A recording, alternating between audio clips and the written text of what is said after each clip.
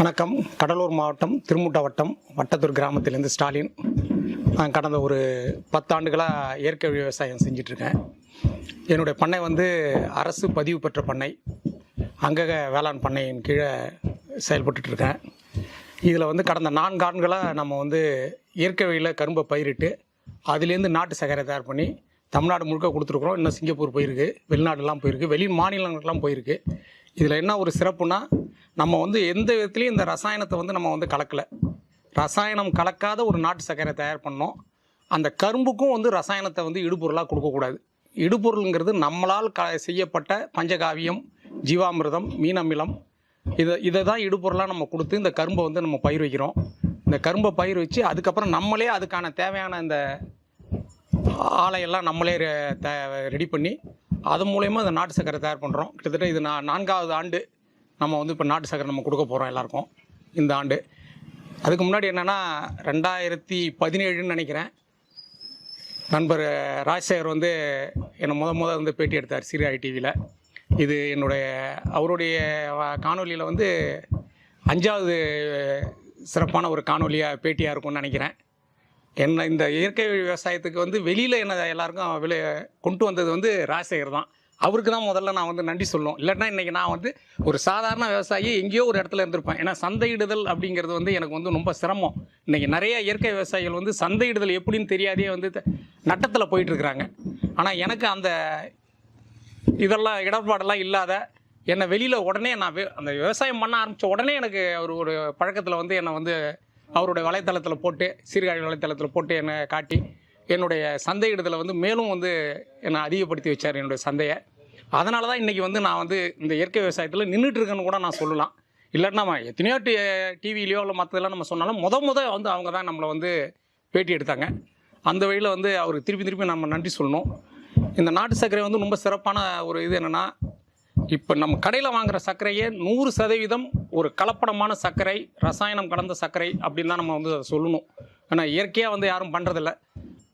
சர்க்கரையில் தான் அதிகமான ரசாயனங்கள் கலந்துருக்குறாங்க. அதில் எல்லாருக்குமே தெரியும், வெள்ளை சர்க்கரையில் எவ்வளோ ரசாயனம், அது வெள்ளையாக வரணும் அப்படிங்கிறதுக்காக எவ்வளோ ரசாயனத்தை அதில் கலக்கிறாங்க அப்படிங்கிறது. அப்புறம் கலர், இந்த நிறம் மாறணுங்கிறதுக்காக நாட்டு சர்க்கரையில் நிறையா ரசாயனம் கலக்கிறது. பதமே வராது சர்க்கரையில், அதுக்கு இப்போ ரசாயனம் கலக்கிறதெல்லாம் இருக்கும். இந்த இடர்பாடு எதுவுமே நம்மளுடைய இயற்கை விவசாயத்தில் கிடையாது. என்னுடைய கரும்பு இப்போ எல்லாமே அதில் இருக்கும். பார்த்திங்கன்னா கரும்பே நம்ம இயற்கையாக பயிர் வைக்கிறோம். இங்கே இந்த ஆலக்கொட்டாயில் பார்த்திங்கன்னா சர்க்கரை தயார் பண்ணுற இடத்துல எந்த ரசாயனமும் நம்ம கொப்பரையில் கொடுக்கறதில்ல. இதை இவங்க எல்லாமே எடுத்துருக்குறாங்க.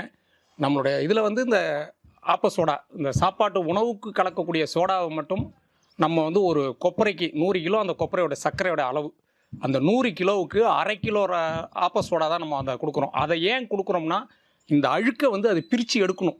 அதுக்கு சமமாக ஒரு பொருள் இன்னும் இயற்கையாக கிடைக்கல. இப்போ வெண்டைக்காய் சாறு போடலாம் அப்படின்னு சொல்கிறாங்க. ஆனால் அதனுடைய இதெல்லாம் இன்னும் நம்ம முன்னோரோட அழிஞ்சிச்சு. இன்னும் நம்ம கைக்கு அது கிடைக்கல. அதை நம்ம முயற்சி செஞ்சிட்ருக்கோம். 4 ஆண்டாக அதை நான் தொடர்ந்து எனக்கு முன்னோடிகள் நான் அதை பற்றி விசாரிச்சிட்ருக்கிறேன். ஆனால் யாருக்குமே அது தெரியல. அப்போ தெரிஞ்சவங்களும் சொல்லித்தர மாட்டேங்கிறாங்க. அதுதான் இதில் வருத்தப்பட வேண்டிய விஷயம். ஏன்னா எல்லாமே ஒருத்தவங்க ஒரு புரிதல் உணர்வு இல்லை. பகிர்ந்துக்கிட்டால் தான் நம்ம அதை போலே செய்யலாம். இப்போ அதுவும் நம்ம கையில் கிடைச்சிதுன்னா அந்த வெண்டைக்காய் சாரை நம்ம பயன்படுத்தலாம். ஏன்னா இங்கே இருக்கிற ஆட்கள்லாம் எல்லாமே தொடர்ந்து பார்த்திங்கன்னா 20 வருஷம் 30 வருஷம் அவங்களாம் இந்த துறையில் வேலை செஞ்சிட்ருக்கிறாங்க. அவங்களே என்ன சொல்கிறாங்கன்னா, சரியான இது எங்களுக்கு கிடைக்க மாட்டேங்குது வெண்டைக்காய் சாரைன்னா. எல்லாரையும் கேட்டுட்டு தான் இருக்கிறேன். இல்லை அது சரியாக வரமாட்டேங்குது, எங்களுக்கு சரியாக செய்கிறவங்கள வேணால் கேட்டு சொல்லுங்கள் அப்படிங்கிறாங்க. அப்போ என்னென்னா, செய்கிறவங்க இருக்கிறாங்க, ஒருத்தவங்க 2 பேர் இருக்கிறாங்க எனக்கு தெரிஞ்சு. அவங்கள்ட்டலாம் நம்ம கேட்டால் சொல்ல மாட்டேங்கிறாங்க. அதுதான் அதில் இது ஏன் சொல்ல மாட்டேங்கிறாங்கிறது தான் நமக்கு தெரியல. இப்போ அதெல்லாம் இன்னும் சொல்லணும், அதெல்லாம் வெளியில் கொண்டு வரணும். அதை போல் கொண்டு வரும்போது இன்னமும் நம்ம ஒரு சிறப்பான ஒரு பொருளாக நம்ம கொடுக்கலாம். இந்த நாட்டு சர்க்கரை மட்டும் நம்ம தயார் பண்ணல, நம்ம பாரம்பரிய நெல் ரகங்களே நம்ம பயிர் வைக்கிறோம். நம்ம 2015 கருங்குருவையை தான் முதல்ல பயிர் வச்சோம். அப்போ தான் ராஜசேகர் அண்ணன் எனக்கு பழக்கமானார். அதுலேருந்து நம்ம கிட்டத்தட்ட ஒரு 20 ரகங்கள் நம்ம அரிசியிலே நம்ம நெல் ரகங்களை நம்ம பயிர் வச்சுருக்கிறோம். அப்புறம் ஒரு 5-6 வருஷத்துக்கு பிறகு சுரேஷ் எனக்கு பழக்கமானார். அவரும் எனக்கு நிறைய ஊக்கத்தை கொடுத்தாரு. என்னுடைய இதெல்லாம் அவருடைய கேப் சிதம்பரத்தில் வணிக வளாகத்தில் வச்சு தான் எனக்கு நிறைய சந்தையிடல் வாய்ப்பை எனக்கு கொடுத்துருக்கிறாரு அவர். இதை வந்து இன்னமும் நம்ம வந்து அதிகப்படுத்தோம்னா எனக்கு இன்னமும் வந்து இதில் நிறைய கரும்பு போடுறதுல நிறைய சிக்கல் இருக்குன்னு தான் நான் நினைக்கிறேன். கரும்பை வந்து என்னால் முழுமையாக வந்து 100% திருப்தியாக என்னால் பயிர் செய்ய முடியல. ஏன்னா இந்த சூழல் வந்து எனக்கு சரியில்லை. இந்த சூழலை வந்து மாற்றணும் முயற்சிகிறேன். அது தனிப்பட்ட முறையில் என்னால் நடக்கல. இது ஒரு கூட்டு முயற்சியாக நடக்கணும்னு நான் நினைக்கிறேன். கூட்டு முயற்சியாக யாரும் சரியாக வரமாட்டேங்கிறாங்க. நானும் எவ்வளோ பேர் இது சம்மந்தமாக சூழலை மாற்றணும்னா எப்படி எதிர்பார்க்குறீங்க நீங்கள்? சூழலை மாற்றணும்னா இப்போ வந்து எனக்கு பக்கத்தில் உள்ளவங்கலாம் வந்து இயற்கை விவசாயம் பண்ணணும். நிறைய பேர் அந்த இயற்கை விவசாயம் பண்ணும்போது அவங்களாம் அந்த இயற்கையில் கரும்பு போடணும். இப்போ அவங்க கரும்பு போட்டாங்கன்னா அந்த கரும்பெல்லாம் நம்ம சர்க்கரையாக ஆடி அவங்கள வந்து வளப்படுத்தணும். அந்த சர்க்கரையை நம்ம, ஏன்னா அவங்களுக்கு சந்தையிடல் நமக்கு தெரியாது. நம்மலாம் 10 வருஷமாக சந்தையிடலில் இருக்கிறோம். அவங்களோட பொருளெல்லாம் நம்மளே வாங்கிட்டு இப்போ சுரேஷ் செய்கிற வேலையை நம்மளும் செய்யணும். இல்லைன்னா சுரேஷை துணைக்கு வச்சுக்கிட்டு இதெல்லாம் செய்யணும். அவங்களையும் நம்ம வந்து ஊக்குவிக்கணும். ஏன்னா இப்போ விவசாயத்தை பொறுத்த வரைக்கும் இப்போ பெரும்பாலும் ஒன்று நட்டத்தில் இருப்பாங்க, இல்லைன்னா ஏதோ தலப்பாவுக்கு வந்து தலையோட போச்சு, தலைக்கு வந்து தலப்பாவோட போச்சுங்கிற மாதிரி தான் இன்றைக்கி விவசாயம் ஓடிட்டுருக்கு. இன்றைக்கி அந்த இதை மாற்றணும்னா மக்கள் வந்து ஆர்வமாக வரணும், ஒன்று சேரணும். ஏன்னா இப்போ நெல் ரகங்கள்லாம் நிறைய பேர் ஒன்று சேர்ந்துட்டோம். எடுத்துகிட்டு தான் இருக்கிறேன். நான் வந்து இப்போ வெளியிலலாம் வந்து கரும்பு போடுங்க, நம்ம எதாவது செய்வோம் அப்படின்னு தான் சொல்லிட்டு இருக்கோம். ஏன்னா நம்மளுடைய சர்க்கரைக்கு வந்து நிறைய வெளியில் வந்து ஆதரவு நிறையா இருக்குது. நம்மளுடைய காணொலிலாம் பார்த்துட்டு இதில் வந்து எந்த கலப்படங்கள்லாம் நிறையா இருக்காங்க. வாங்குறவங்க வந்து இதனுடைய தன்மையை பார்த்துட்டு நிறைய பேர் வந்து அதை வந்து விரும்புகிறாங்க. ஆனால் அவங்களாம் போதுமான அளவுக்கு சர்க்கரை கொடுக்க முடியல. அப்போ அது கொடுக்க முடியலங்கிறதே நம்மளுடைய தோல்வியை தான் அது காட்டுது. நம்ம லாப நட்டங்கிறது வேறு, ஆனால் நம்ம செய்கிற பணி வந்து சரியாக செய்கிறோமா இல்லையே, அதை செய்யலன்னு தான் நினைக்கிறேன். அதை இன்னும் செய்யணும். ஆனால் சுரேஷ் நானும் அதை சம்மந்தம் பேசிட்டு தான் இருக்கிறோம். நம்ம நண்பர்களோடலாம் அதை பற்றி நான் பேசிட்டு தான் இருக்கிறேன். கூடிய சீக்கிரம் இந்த நிலைமை மாறி இன்னும் ஒரு ஆண்டு 2 ஆண்டுக்குள்ளே கேட்குறவங்கள அனைவருக்கும் போதுமான அளவுக்கு சர்க்கரை கொடுக்குற அளவுக்கு ஒரு தயார் பண்ணுறதுக்கான முயற்சிகளை வந்து நாங்கள் வந்து ரொம்ப தீவிரமாக இறங்கிட்டு தான் இருக்கிறோம். அப்புறம் இந்த சர்க்கரையோட நிறம் இதுதான் ஒரு பெரிய விஷயம். இதையே இந்த சீர்காழி காணொலியில் நீங்கள் வந்து ஒரு 2 வருஷத்துக்கு முன்னாடி உள்ள பேட்டியில் பார்த்தீங்கன்னா அந்த சர்க்கரை வந்து பவுன் கலரில் இருக்கும். அன்னைக்கு பார்த்தீங்கன்னா இதில் நம்ம என்ன கலந்தோம், கலருக்காக வந்து நிறத்துக்காக நீங்கள் ஏதோ கலந்துருக்காங்க நிறைய பேர் சொன்னாங்க. சர்க்கரை வந்து நிறத்தை வந்து யாராலையும் நிர்ணயிக்க முடியாது அன்னைக்கு நம்ம சொன்னோம். இன்றைக்கி அதே சர்க்கரையை, அதே வயல், அதே கரும்பு, அதே ஆலக்கொட்டா, அதே ஆட்கள், அதே தான். ஆனால் இன்னைக்கு கலர் வந்து பாருங்கள், நீங்கள் சொன்ன அதே அடர் பழுப்பு நிறம். இப்போ இதுக்கு உடனே அன்னைக்கு இப்படி வந்ததே இன்றைக்கி ஏன் வருது? அப்போ அன்னைக்கு ரசாயனம் இல்லை. சர்க்கரை எப்போ வேணாலும் கலர் மாறும். அந்தந்த சூழல் தான் காரணம். நம்ம எதுவுமே செய்யலை. அன்னைக்கு என்ன செஞ்சோமோ அதே தான் இன்றைக்கும் செஞ்சுருக்கிறோம். என்ன சொல்லணும்னா அதை விட இன்னும் பார்த்து செய்கிறோம். இதை வேண்டாம் அதை செய்வோம், அதை வேண்டாம் இதை செய்வோம் அப்படின்னு ஒவ்வொரு இடத்துல நாங்கள் எங்கே தப்பு பண்ணுறோம் அதெல்லாம் நாங்கள் கணக்கிட்டு தான் வந்து ஒவ்வொரு இடுபொருளும் நம்ம கொடுக்குறோம். இந்த இடுபொருளில் ஏதாச்சும் ஒரு ரசாயனம் எங்கேயாச்சும் ஒரு இடத்துல கலந்துருக்கா அப்படிங்கிறத கூட நம்ம யோசிக்கிறோம். யோசிச்சு தான் அதெல்லாம் ஒன்று நம்ம அதை பஞ்சகாவியா தரோம். இந்த பஞ்சகாவியா கூட பார்த்தீங்கன்னா இந்த பஞ்சகாவியா தயார் பண்ணுறது எப்படி? எல்லாருமே கோமியம், சாணம், பால், தயிர் இதுதான் சொல்கிறாங்க. ஆனால் இந்த மாடு எங்கே மேயுது? இதுதான் ஒரு பெரிய கேள்விக்குறி. இது வந்து ரசாயன வயலில் வந்து போய் மேய்ஞ்சதுன்னா அந்த சாணத்தில் கட்டாய ரசாயனம் இருக்கும். அப்போ வந்து இந்த மாட்டை வந்து நம்ம வயல்லே மேய்க்கணும்.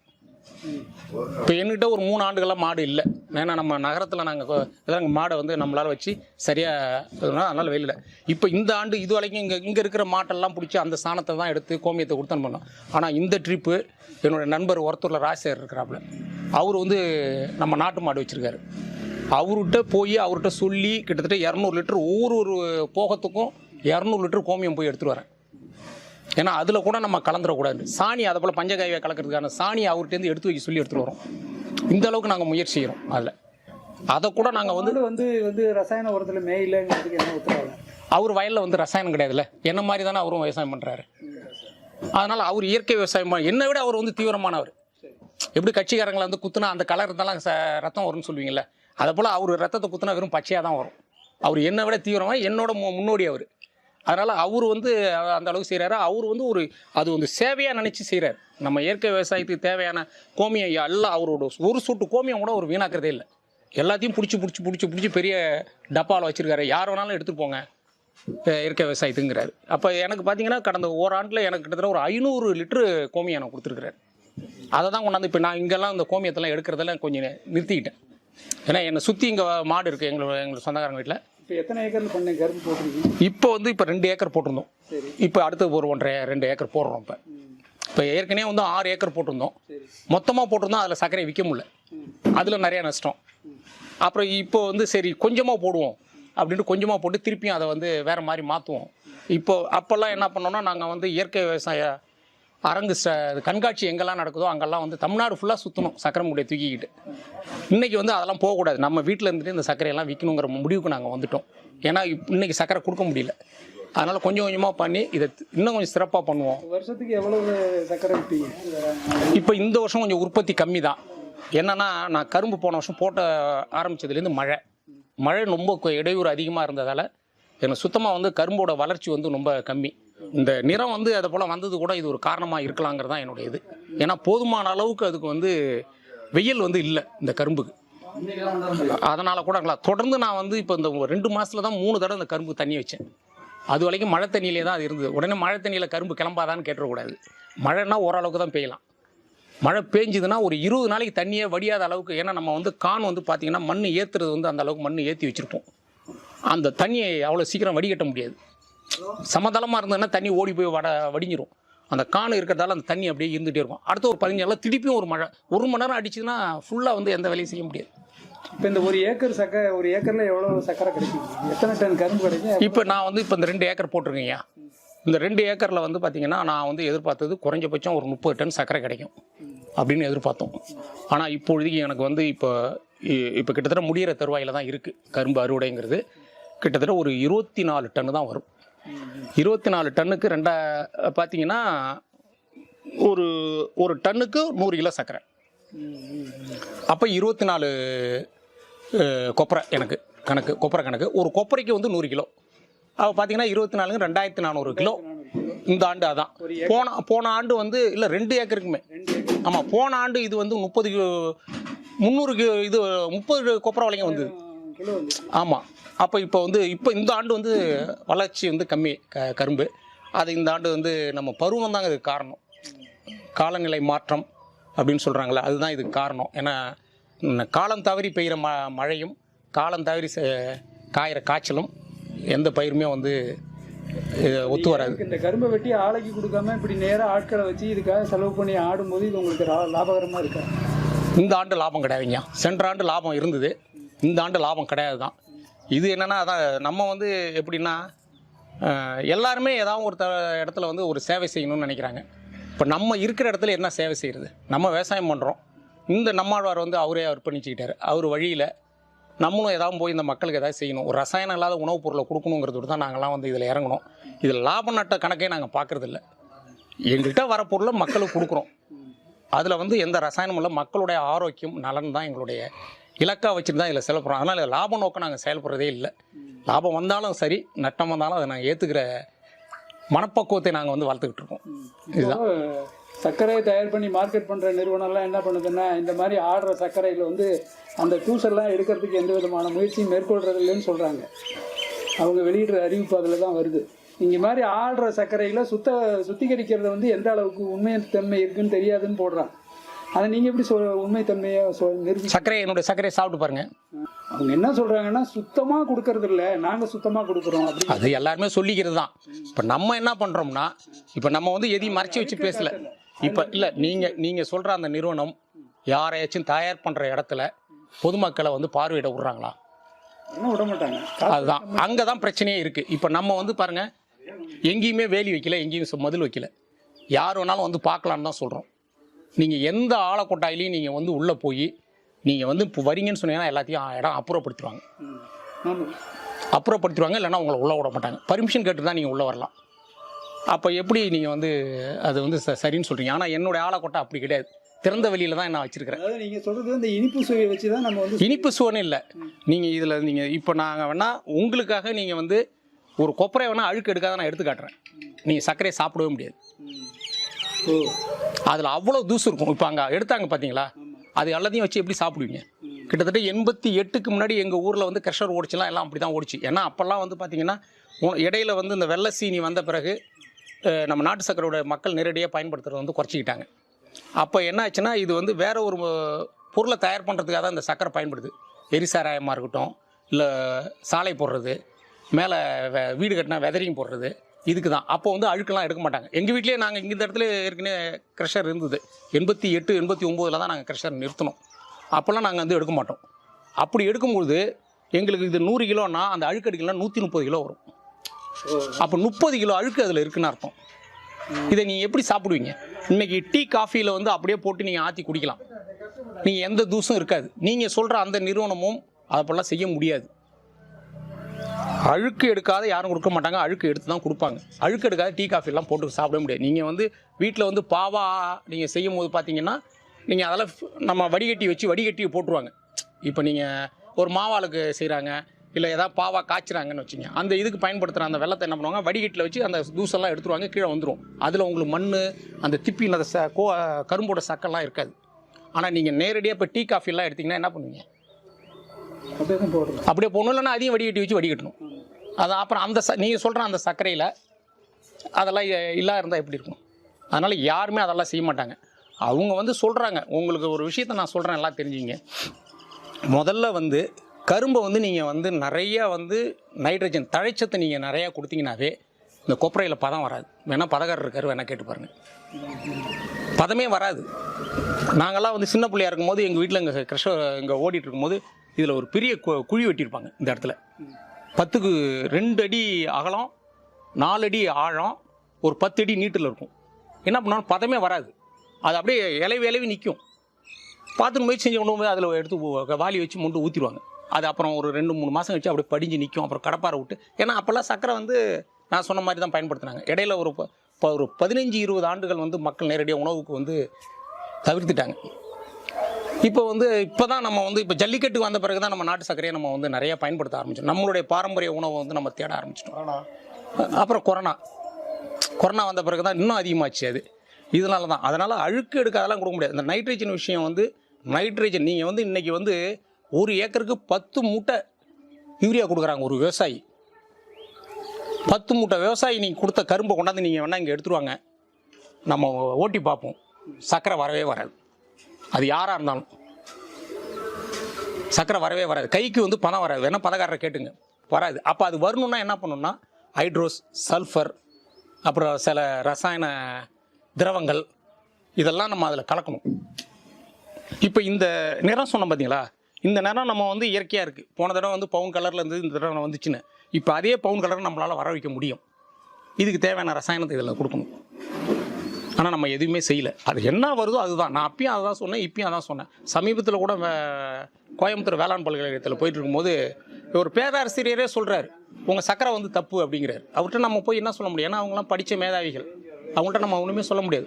பழுப்பு கலரில் தான் இருக்கணும், எனக்கு தெரியாத சர்க்கரையை பற்றிங்கிறார். அவர் எத்தனை கொப்பரை ஓட்டினாருன்னு எனக்கு தெரியல. அவர்கிட்ட நான் விவாதமே பண்ணலை. விவாதம் பண்ணால் நம்ம என்ன பண்ண போகிறோம்? சரிங்க அப்படின்ட்டு விட்டுட்டு வந்துட்டேன். ஏன்னா அவர்கிட்ட நம்ம எதாவது தெரிஞ்சுக்க தான் நம்ம போயிருக்கிறோம். நம்ம விவாதம் பண்ணோம்னா நம்மளுடைய நேரங்காலங்கள் தான் வேஸ்ட்டு. அதனால் அதை விட்டுட்டேன்.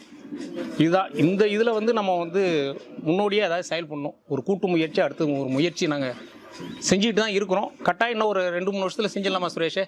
செஞ்சிடலாம், ஏதாவது செஞ்சுருவோம். ஓகே, வாழ்த்துக்கள். நிறைய செய்யுங்க. நல்ல இன்னும் ஒரு தரமான உணவுகள்லாம் சர்க்கரை எல்லாருக்கும் கொடுங்க. இதில் வந்து மதிப்பு கூட்டணும். இப்போ எங்களோட நோக்கம் வந்து அதுதான். இப்போ இதை வந்து நம்ம சர்க்கரையாக கொடுக்குறோம்ல, இதை வந்து அடுத்து வந்து மதிப்பு கூட்டணும். இந்த சர்க்கரையிலேருந்து என்னென்ன பலகாரம் நம்ம செய்யலாம், என்னென்ன இதெல்லாம் செய்கிறதுக்கு என்ன முயற்சி செய்யணும். இப்போ நம்ம கருப்பு கவுனி நடுறோம், இந்த கருப்பு கவுனி நாட்டு சர்க்கரை வச்சு ஒரு அல்வா செய்யலாம். இப்போ ஒரு இயற்கை விவசாயி ஒரு கடலை வச்சுருக்காங்கன்னா அவன்கிட்டருந்து வாங்கி இதையும் அதுக்கு கொடுத்து ஒரு கடலை கேக் செஞ்சு கொடுக்கலாம். அப்போ இயற்கையாகவே ஒரு கடலை கேக் வந்துடுது. இப்போ கடையில் விற்கிற கடலை கேக்லாம் பார்த்தீங்கன்னா குளுக்கோஸ் கலந்தது தான். இப்போ நம்ம அதை பண்ணும்போது அதனுடைய சுவையும் தன்மையும் வந்து நல்லாயிருக்கும். அது போல் பண்ணலாம். ஒரு கேள்வி, இப்போ சென்னையில் வந்து அப்பார்ட்மெண்ட்டில் வந்து நிறைய ஆயிரக்கணக்கான குடும்பங்கள் இருக்குது. அவங்களுக்கு வந்து எங்களுக்கு வருடம் முழுதும் வந்து மாதம் இத்தனை சிப்பங்கள் வேணும், நீங்கள் வந்து முழுவதுமே உங்கள்கிட்ட இருக்க 15 ஏக்கருமே நீங்கள் கரும்பு போட்டு கொடுங்க அப்படின்னு உத்தரவாதமாக உங்கள்கிட்ட ஒரு முன்தொகையோ ஒரு ஒப்பந்தமாக பண்ணிக்கிட்டு முன்தொகை கொடுக்குறாங்க அப்படின்னா நீங்கள் வந்து முழுசாக கரும்பு பண்ணி அவங்களுக்கு வருடம் முழுவதும் கொடுக்க முடியுமா? அப்படிலாம் செஞ்சால் நல்ல வாய்ப்பாக இருக்குமா? கட்டாயம் கொடுக்கலாம். கொடுக்க முடியாதெல்லாம் எதுவுமே கிடையாதுங்க. கட்டாயம் கொடுக்கலாம். அதை போல் மக்கள் முன் வந்தாங்கன்னா நம்ம வந்து இன்னமும் நிறையா செய்யலாம். அதான் சொல்கிறேன்னா முதல் ஆண்டு வந்து எனக்கு சக்கரை நிறையா இருந்தது.